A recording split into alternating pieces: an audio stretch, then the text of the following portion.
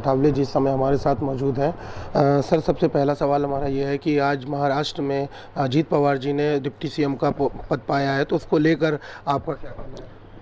हाँ, तो अजीत पवार जी ने जो निर्णय लिया है बहुत बड़ा डेरिंगबाज निर्णय है।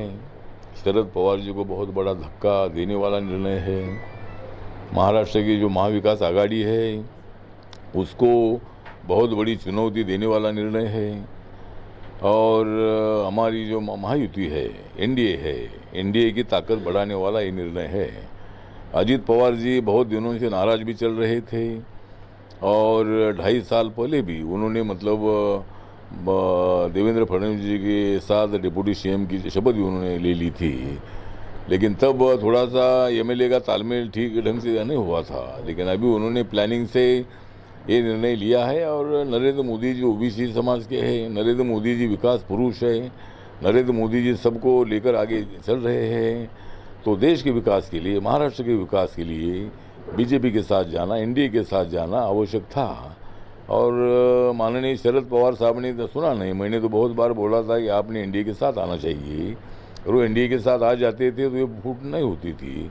उद्धव ठाकरे जी को मैं बोला था कि भाई आप बीजेपी के साथ आइए, लेकिन वो बीजेपी के साथ आए नहीं।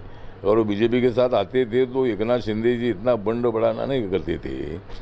तो इन्होंने पहले से निर्णय ठीक ढंग से लेने की आवश्यकता थी, लेकिन विरोध के लिए विरोध करना ये लोगों को पसंद नहीं है। अगर मोदी जी अच्छा काम कर रहे हैं तो उनको तो सपोर्ट मत करो, लेकिन इतना कड़वा विरोध मत करो। तो इसी तरह की भावना लोगों की है। तो इसीलिए अजीत पवार जी ने जो किया है ये सही निर्णय है। लेकिन जिस तरह अजीत पवार जी के निर्णय से हमारा महायुति का, एनडीए का और भी ज़्यादा फायदा होगा, और लोकसभा के चुनाव में हम 40 के ऊपर सीटें जीतेंगे। और इसी तरह का भी कोई निर्णय कई राज्यों में भी हो सकता है, बिहार में भी हो सकता है, यूपी में हो सकता है, और भी कई राज्यों में हिमाचल प्रदेश में हो सकता है। कई जगह पर इसी तरह का निर्णय हो सकता है। सर, 2024 के चुनाव का एक अहम मुद्दा आपने पिछली बार देखा जाए तो पूर्व राष्ट्रपति रहे रामनाथ कोविंद जी से भी आपने आरक्षण को लेकर मुलाकात की थी, तो अभी क्या 2024 के चुनाव में आरक्षण एक कोई मुद्दा बन के सामने आएगा? नहीं, आरक्षण का जो मुद्दा है, आरक्षण तो शेड्यूल ट्राइब ओबीसी को मिल रहा है। इकोनॉमिकली वीकर सेक्शन को भी 10% आरक्षण मिल रहा है। लेकिन प्राइवेट सेक्टर में आरक्षण की मांग हमारी है, क्योंकि सरकारी उद्योग प्राइवेट हो रहे हैं, उससे रिजर्वेशन को थोड़ा नुकसान हो रहा है। तो माननीय प्रधानमंत्री जी के सामने हमारा प्रस्ताव है। हमारी पार्टी की तरफ से मैंने एनडीए की मीटिंग में भी 2-3 बार इस मुद्दे को उठाया है, मैंने राज्यसभा में भी इस मुद्दे को उठाया है। तो प्राइवेट सेक्टर में रिजर्वेशन का निर्णय होना बहुत बड़ा ज़रूरी है।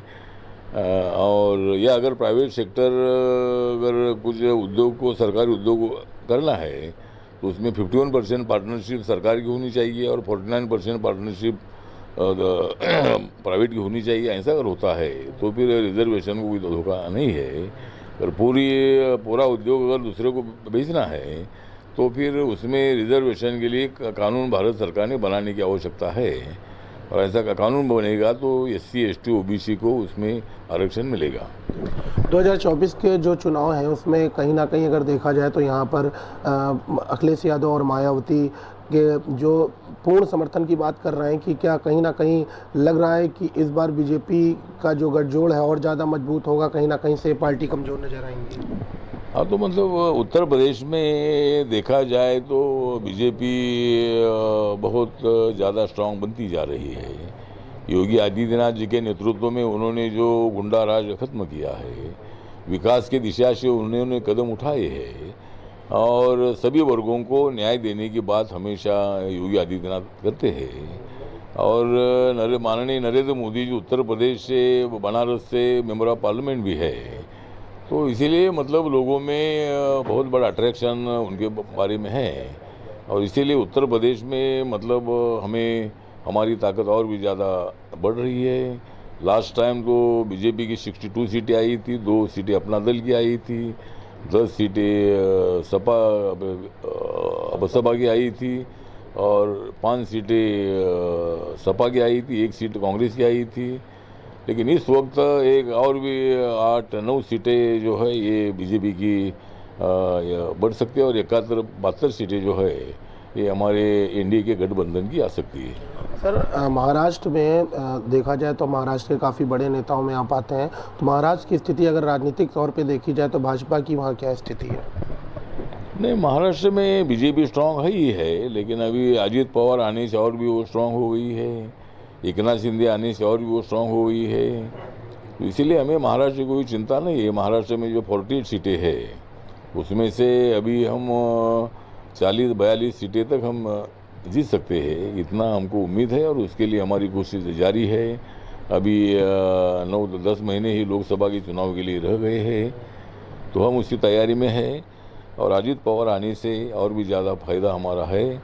हमारे ओबीसी नेता जो छगन भुजबल है वो भी मतलब अजीत पवार जी के साथ आए हैं, वो भी मंत्री बन गए हैं और वो बहुत बड़े लड़ाकू नेता भी है।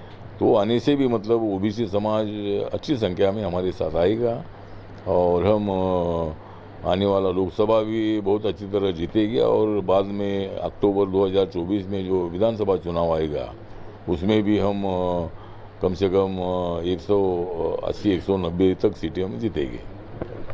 ये थे हमारे साथ रामनाथ अठावले जी, जिनका साफ तौर पे बोलना है कि आने वाले 2024 का चुनाव कहीं ना कहीं बीजेपी का पूरी तरह से मजबूत नज़र आ रहा है। अब देखने वाली बात यह है कि 2024 का चुनाव किस तरीके से निकलता है। कैमरामैन उमंग दीक्षित के साथ आनंद सिंह, पब्लिक लाइव लखनऊ।